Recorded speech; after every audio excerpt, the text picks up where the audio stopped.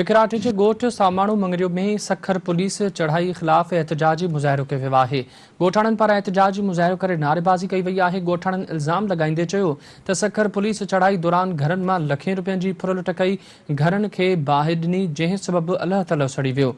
तव्हांखे अहम ख़बर ॾियूं पिया। टिकराटे जे ॻोठ सामाणू मंगरियो में सखर पुलिस जी चढ़ाई ख़िलाफ़ एहतजाजी मुज़ाहिरो कयो वियो आहे। ॻोठाणनि पारां एहतजाजी मुज़ाहिरो करे नारेबाज़ी कई वई आहे। ॻोठाणनि इल्ज़ाम लॻाईंदे चयो त सखर पुलिस चढ़ाई दौरान घरनि मां लखें रुपयनि जी फुरलुट करे घरनि खे बाहि ॾिनी, जंहिं सबबु अल्ह तलह सड़ी वियो आहे। तव्हांखे अहम ख़बर ॾियूं पिया। टिकराटे जे ॻोठ सामाणू मंगरियो में सखर पुलिस जी चढ़ाई ख़िलाफ़ एहतजाजी मुज़ाहिरो कयो वियो आहे। ॻोठाणनि पारां एहतजाजी मुज़ाहिरो करे नारेबाज़ी कई वई आहे। ॻोठाणनि इल्ज़ाम लॻाईंदे चयो त सखर पुलिस चढ़ाई दौरान घरनि मां लखें रुपयनि जी फुरलुट ख़िलाफ़ करे घरनि खे बाहि ॾिनी, जंहिं सबबु अल्ह तलह सड़ी वियो आहे। टिकराटे जे ॻोठ सामाणू मंगरियो में सखर पुलिस जी चढ़ाई ख़िलाफ़ एहतजाजी मुज़ाहिरो कयो वियो आहे। तफ़सील मालूम कंदासीं। मजीद महर लाइन ते मौजूदु आहे।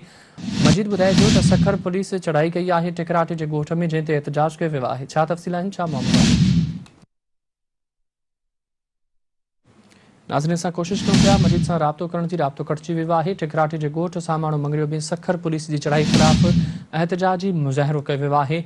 ॻोठाणनि पारां एहतजाजी मुज़ाहिरो करे नारेबाज़ी कई वई आहे।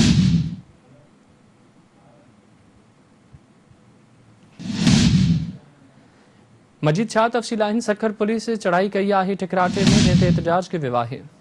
बिल्कुल ये सालेपेट थाने जो ॻोठ आहे सामाणू मंगरियो, जंहिं ते सखर पुलिस जा अटाला जेको आहे सुबुह सवेर सां ई जेको आहे ॻोठ ते चढ़ाई कई ऐं घरनि मां जेको ॻोठाणनि जो चवणु हुयो त लखे रुपयनि जी फुरलुट करे ऐं घरनि खे बाहियूं ॾिनियूं आहिनि। जेकॾहिं ॻोठाणनि इहो इल्ज़ाम खयो त जेको मसइलो मुबारकपुर थाणो जी हद में आहे उहो महरनि जो पाड़ में आहे।